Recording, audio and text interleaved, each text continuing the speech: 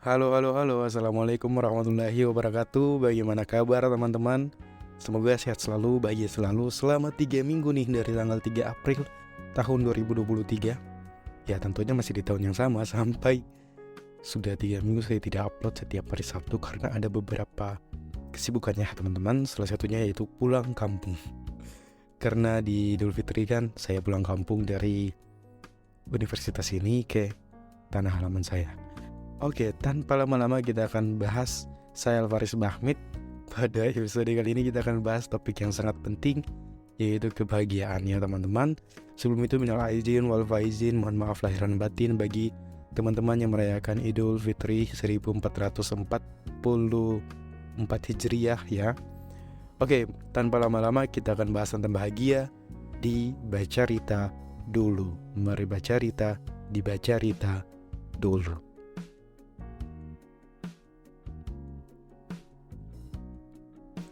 Kita semua ingin merasakan kebahagiaan dalam hidup ini, bukan? Namun, apakah kamu pernah merasakan bingung nih? Merasa bingung saat mencari tahu apa sih sebenarnya arti dari sebuah kebahagiaan? Kenapa setiap orang tampak memiliki definisi kebahagiaan yang berbeda-beda?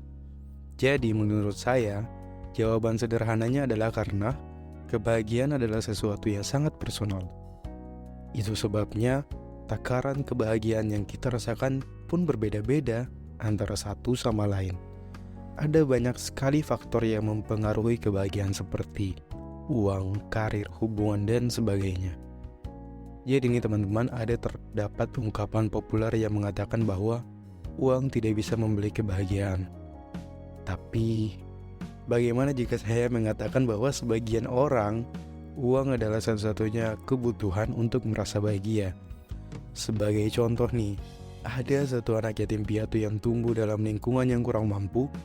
Bagi anak tersebut, mungkin kebahagiaan tergantung pada kemampuannya untuk membeli makan yang cukup untuk mengisi perutnya.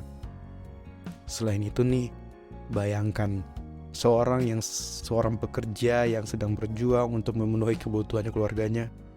Baginya, mungkin mencari pekerjaan yang membayar lebih baik adalah satu-satunya cara untuk merasa bahagia. Jadi ini teman-teman, kedua contoh tersebut sangat menyedihkan ya, karena kebahagiaan mereka tergantung pada hal-hal yang sederhana seperti uang dan makanan. Sebenarnya tidak menyedihkan sih jika dipandang dalam sudut pandang tertentu. Jadi meskipun begitu, contoh tersebut nih menunjukkan bahwa betapa personalnya arti kebahagiaan dan bagaimana setiap orang memiliki takaran kebahagiaan yang berbeda-beda. Kebahagiaan bagi mereka datang dari sesuatu yang sederhana tetapi sangat penting bagi mereka. Oleh karena itu, ketika kita membicarakan tentang kebahagiaan, penting nih bagi kita untuk memahami takaran kebahagiaan dan juga kebutuhan kebahagiaan bagi orang-orang itu berbeda-beda dan unik. Ada contoh lain, bagi seorang tukang ojek dan juga musisi jalanan nih, kebahagiaan bisa datang dari banyak hal yang mungkin terlihat sederhana dari kita. Seorang tukang ojek misalnya, bisa bahagia jika mengumpulkan cukup uang untuk membayar tagihan atau membeli makanan untuk keluarganya. Begitu pula kebahagiaan dari para musisi jalanan. Ya bisa kita kaitkan dengan hasil bernyanyi atau bermusik. Bagi mereka, kebahagiaan datang dari hal-hal sederhana namun penting. Kebahagiaan ini adalah salah satu hal yang sangat personal dari setiap orang. Takarannya pun berbeda-beda dan juga masing-masing orang berbeda-beda. Tapi nih, terkadang kita sebagai manusia terjebak dalam membanding-bandingkan kebahagiaan kita dengan orang lain. Terutama di era media sosial yang serba visual ini. Kita seringkali melihat foto-foto orang lain yang terlihat bahagia dan sukses, sehingga kita merasa kurang bahagia dan meragukan kehidupan kita sendiri. Saya percaya bahwa kita tidak berhak untuk menghakimi kebahagiaan orang lain, karena setiap orang memiliki perjalanan hidupnya sendiri dengan tantangan dan juga kesulitan yang berbeda-beda. Contohnya, ketika waktu bulan puasa lalu, saya melihat seorang ibu-ibu di depan SPBU. Meskipun dia hanya menjual beberapa kue di sana, tetapi bagi dia itu bisa menjadi sumber kebahagiaan dia, karena dia bisa membantu keluarganya dengan penghasilan yang diperoleh dari menjual kue tersebut. Begitu juga dengan pengamen jalanan dan juga tukang ojek. Meskipun pekerjaannya dianggap sepele oleh sebagian orang, namun bagi mereka itu bisa menjadi sumber kebahagiaan karena mereka dapat memenuhi kebutuhan hidupnya dan juga keluarganya.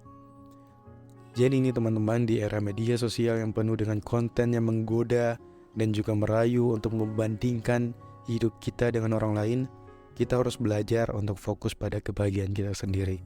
Jangan pernah meremehkan atau menghakimi kebahagiaan orang lain. Karena kita tidak pernah tahu perjuangan apa yang mereka jalani untuk mencapai kebahagiaan tersebut.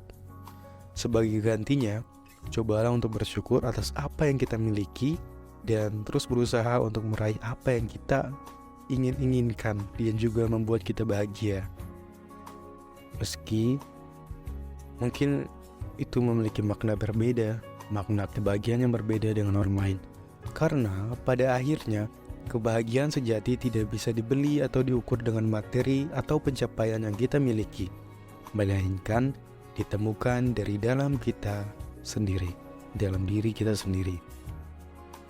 Ada yang sederhana namun begitu mendalam, kebahagiaan seorang ibu saat melihat anaknya tumbuh dan berkembang menjadi manusia yang lebih baik. Tidak ada yang bisa menggantikan kebahagiaan ini, karena di dalamnya terdapat rasa cinta, kasih sayang, kebanggaan, rasa syukur yang tak terhingga. Jadi ini teman-teman, secara umum juga kebahagiaan dalam semua agama dipandang sebagai pencapaian tujuan dalam hidup manusia, sebagai tujuan akhir dari eksistensi manusia. Dan dalam semua agama pula dituntun dan juga ditekankan pentingnya untuk hidup dalam kebahagiaan, kebaikan, kasih sayang, mencari kebijaksanaan dalam menghadapi tantangan hidup.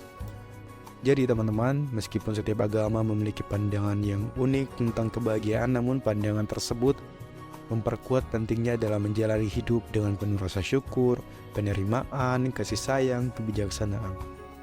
Sebelum mengakhiri podcast ini, saya ingin menyampaikan bahwa tulisan ini berasal dari alvarisbchmd.wordpress.com. Ini tulisan saya di WordPress, bisa teman-teman lihat dan klik. Ada beberapa tulisan yang sudah saya tulis dan juga saya rutin menulis di WordPress tersebut.